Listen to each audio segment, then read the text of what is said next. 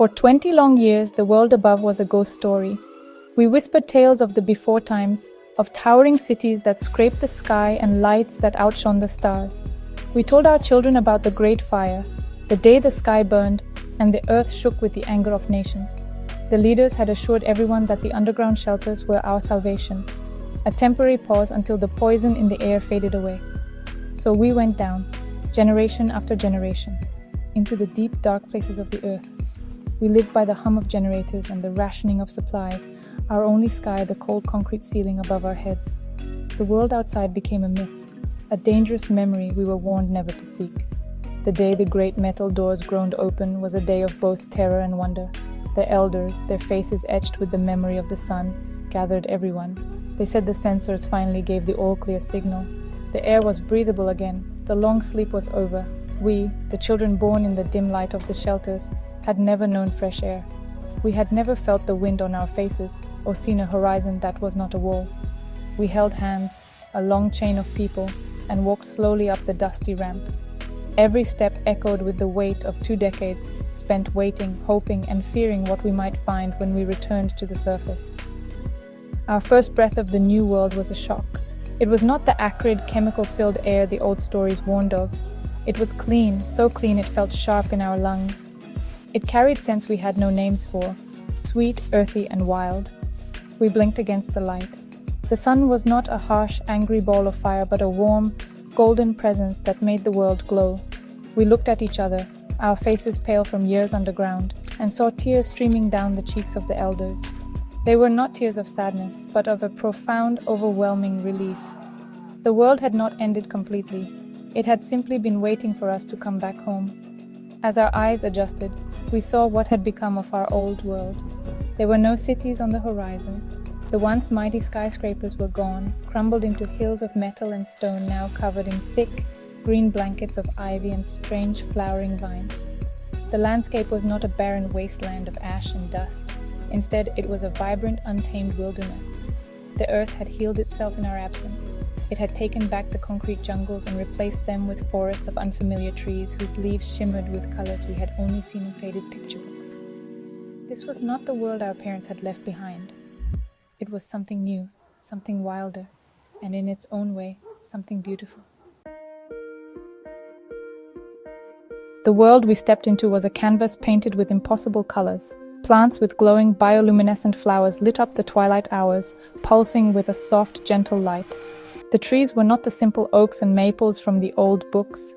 They had spiraling bark and leaves that changed color with the passing of the sun.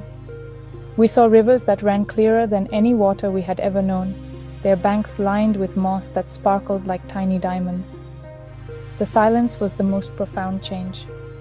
There was no hum of machines, no roar of traffic.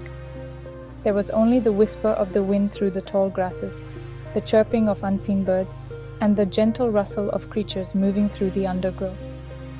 Our initial fear of the unknown slowly gave way to a deep sense of wonder. We were explorers in our own home, discovering a planet that had shed its old skin. The animals were different too. We saw deer with coats that shimmered like mother of pearl, and birds with feathers of brilliant metallic blue. They were not afraid of us. They watched with curious eyes, as if we were the strange new creatures in their ancient world. This lack of fear was a gift. It was a sign that the world was no longer a place of violence and domination. It was a place of balance, a place where all living things could coexist in a delicate, unspoken harmony. The remnants of the old world were everywhere, like the bones of a long-dead giant. We found skeletons of cars tangled in the roots of massive trees and the shells of houses filled with soil and teeming with plant life. These ruins were not sad. They were reminders of what had been lost, but they were also the foundations of what could be. They showed us that even the greatest creations of humanity were no match for the patient, relentless power of nature. We learned a lesson in humility from these silent monuments. We were not the masters of this world. We were simply a part of it, and we had to learn to live with it, not against it. The feelings that washed over us were a strange mix of grief and hope. We mourned for the world that was lost, for the libraries and museums, the music and the art that had vanished in the Great Fire. But as we stood there, breathing the clean air and watching the glowing plants, a new feeling began to grow in our hearts. It was hope, It was the quiet, powerful belief that we had been given a second chance. We were standing at the dawn of a new era. The old ways had led to destruction. Now we had the opportunity to build something different, something better, something that would last. Our first challenge was simple and immense: survival. The canned goods from the shelter would not last forever. We needed food, we needed clean water, and we needed shelter from the elements. The elders, who remembered snippets of old knowledge, became our most valuable teachers. They taught us to look for running water, to test it carefully before drinking. We followed streams down from the hills until we found springs bubbling up from the earth, pure and cold. We dug wells with our bare hands and salvaged tools, and every drop of clean water felt like a victory, a promise of life. It was hard work, the kind that made your muscles ache and your hands blister. Finding food was a journey of trial and error. The plants were strange, and we did not know which was safe to eat. We formed small foraging parties, armed with the faded botanical books we had saved from the before times. We learned to watch the animals, to see what they ate. We discovered new kinds of fruit that grew on the spiraling trees, sweet and juicy. We found root vegetables that tasted of the rich earth. It was a slow process, filled with caution. One person would test a tiny piece of a new plant, and we would all wait, holding our breath until we were sure it was safe. Each new discovery was shared with everyone, a piece of knowledge that belonged to the whole community. Building homes was our next great task. We could not live in the crumbling ruins, which were unstable and unsafe. We learned to build with what the new world provided. We used the fallen timbers of the new forests and learned to mix mud and grass to make strong bricks that we dried in the sun. Our new homes were not like the square boxes of the old world. They were round and low to the ground, built to withstand the wind and to be warmed by a central fire. Everyone helped. The strong carried the heavy logs, the nimble tied the bindings, and the children gathered stones and clay. Our first small village rose from the earth, a testament to our shared effort. The greatest challenge was not physical but mental.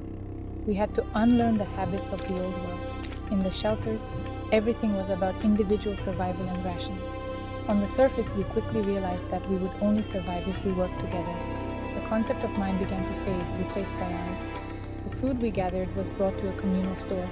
The tools we made were shared by all. When someone was sick, the community cared for them. We were no longer just a collection of individuals. We were becoming a tribe, a family, bound together by the shared dream of a new beginning.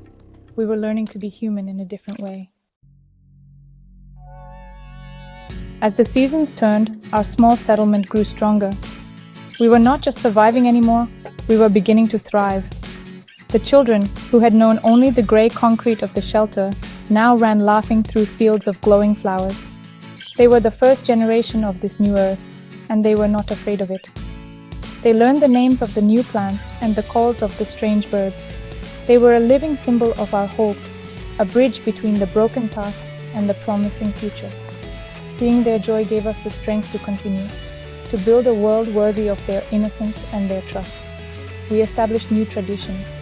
In the evenings, we would gather around a great bonfire. The elders would tell stories, not of the war and the destruction, but of the lessons we had learned.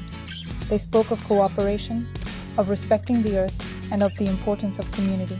We sang new songs, songs about the rising sun, the clear water, and the hope that bloomed in our hearts. We were creating a new culture, one born not from technology and power, but from resilience and a deep connection to the natural world. We were laying the foundation for a society that valued wisdom over wealth and community over individual gain. Of course, there were still hardships. Storms would come and test the strength of our homes. Sometimes the hunt was unsuccessful or the harvest was small, but we faced these challenges together. If one family's home was damaged, the entire village would work to repair it. If food was scarce, we shared what little we had, ensuring that no one went hungry. These moments of difficulty did not break us. Instead, they forged us into a stronger, more unified people. We learned that our true strength was not in our tools or our shelters, but in each other. We were the guardians of humanity's flickering flame. Looking out from our small village, we see a world full of possibility. We have only just begun to explore this reborn earth. We know there are other shelters, other survivors. One day, we will seek them out, not to conquer or compete, but to share what we have learned. We will build a network of communities connected by trails and trust. The old world of nations and borders is gone, buried under 20 years of healing soil. In its place, we will build a world of neighbors. The future is unwritten, a blank page waiting for our story. It will be a story of hope, of resilience, and of a humanity that learned from its greatest mistake to finally live in peace with the earth and with itself.